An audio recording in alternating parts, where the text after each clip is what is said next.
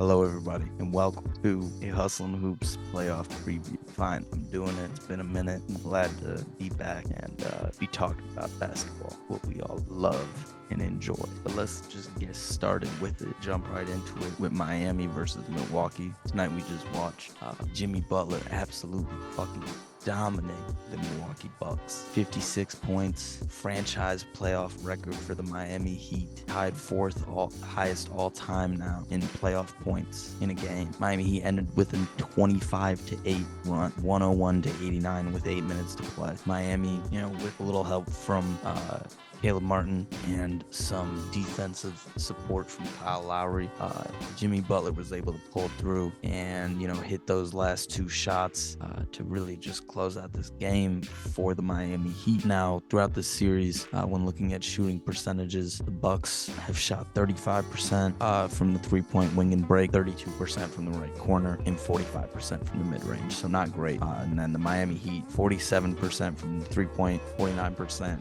from the mid-range. Miami is averaging 15.8 turnovers, while the Bucks are averaging 14. The offense of Milwaukee has been wildly stagnant, which is not necessarily unexpected when you have Giannis out for 2 games, and even in those 2 games where he did play, it wasn't the full Giannis effect. He wasn't at his fullest. But this series, Miami's up 3-1 now. There's so much to say about just the fact that there's an 8 seed up 3-1 against the 1 seed right now in the first round. We have but for any team to go down 3-1, for it to be the Miami Heat that the Bucks are down 3-1 too, kind of plays into their favor. Obviously, we've seen throughout the season the difficulties Miami's had on the offensive end, and I just don't know that they can keep it up. Obviously it's just one game. They just have to win one game, but we've seen Giannis win 4 games in a row before, so I'm not gonna sit here and say that he can't win 3. Moving on, we have the Celtics versus the Hawks. Let's just be honest, I haven't watched any of the live games of this, just because I've mostly been at work when it's been on. However, I've watched all the condensed games. I've tried to watch as much other content as well so that I'm not missing anything. Celtics are about to close it out. No DeJounte Murray in the next game to do what he's been doing throughout the series, which has not even been anything crazy if we're being honest. And Trae Young has been ass. Boston is up 3-1 while shooting 45% from the short mid, 33% from the mid-range, and 37% from the break and wing 3. It's not like they're at their highest potential right now. And with as many defensive question marks as you have on the Atlanta Hawks, you just don't have an answer for the Jays. And Marcus Smart is shooting 40% from 3 on 7 attempts. Derek White is shooting 52% from 3 on 6 attempts. On the opposite side, you have Trae shooting 42, 31, and 80 splits. Not great. But like I said, I don't really have too much to say about this series. I don't really care.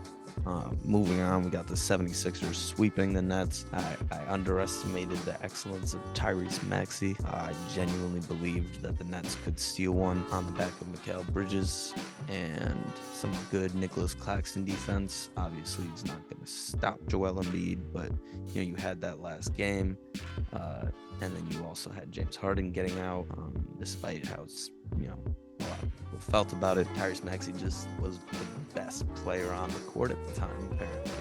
And it's nice for Philly being their first sweep since 1991. Now, that takes us into a great series. Probably my favorite series.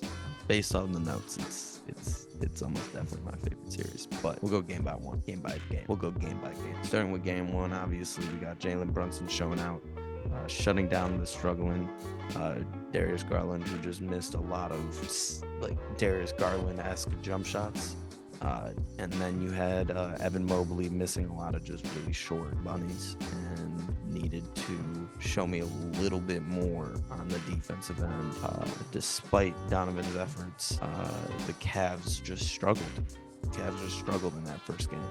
And Julius Randle was good, but clearly was still getting back to 100%. But and you had Josh Hart. You had Josh Hart going crazy, and then hitting that like game-winning 3 or whatever at the end. But game 2, DG says fuck all that. 32-7. Donovan. It's just too much for New York. You move on. Game 3. Knicks just shut shit fuck down. Jalen, Julius, RJ, Hart, Quickly all contribute, with Jalen, really leading the helm as usual, with some just, as usual, nasty mid-range pull-ups and just the footwork. It's just the footwork. When you watch Jalen Brunson, and I can't believe I didn't mention this in the Knicks season review, but like you watch Jalen Brunson and the way he moves, it's just different. It's just different. But in game 3, Josh Hart clamped the fuck up with him defending 15 field goal attempts and only allowing 2 makes. Jalen Brunson also had a great defensive game with 13 defensive field goal attempts, only allowing 5 makes. This Knicks team has shown us that this Cavs team needs desperately to rethink their depth and their, let's just say, secondary or tertiary ball handlers, I should say. Tertiary ball handlers. Game 4, fucking RJ Barrett. Good job. Brunson, you knew it was coming. He had a shot rate from 3 in the previous games, but it's pretty scary to see Brunson hitting his 3s, especially next to an RJ hitting his 3s and attacking and successfully attacking.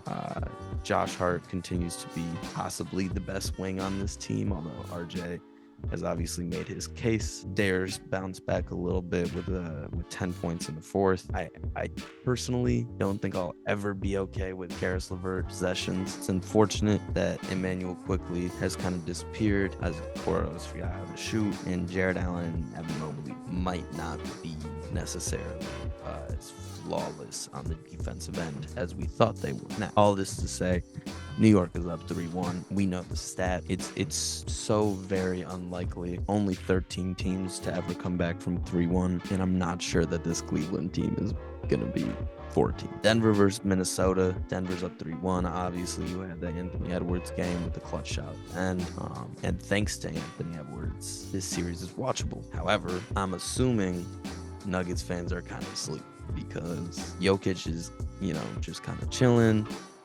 MPJ is doing what he's doing, but on seemingly low effort, in my opinion. Like, it's not like he's doing anything crazy to get his shot up. He's just getting his shot up, which is an MPJ thing, of course. But like, you know what I'm saying. Jamal Murray with a nasty 40-piece on 55, 60, 89 shooting. And like I said, MPJ is a catch and shoot god. And you got Christian Braun. I don't know how to say it. But Christian Braun is really solid. Now, Kings Warriors. With all the shenanigans and ridiculousness of this series, it's been fun while it lasted. De'Aaron Fox is officially questionable for Game 5. Now, we know what we know about the Warriors' away record, but this is the Warriors, and it is a De'Aaron Foxless Kings team, and unless Davion has the defensive game of the millennium, it's really fucking hard to see Golden State not going up 3-2, going back to Golden State. When you go back to Golden State, it's, it is what it is. We still haven't had a Kevin Huerter game. Keegan Murray game would be nice. We need a Sabonis masterpiece. I don't see, and Malik Monk would have to go crazy. I just don't see this Kings team being able to pull it off. I don't see this Kings team being able to pull out a dub here. And we still have yet to see a Supernova Clay game. It's looking a little tough for the Kings.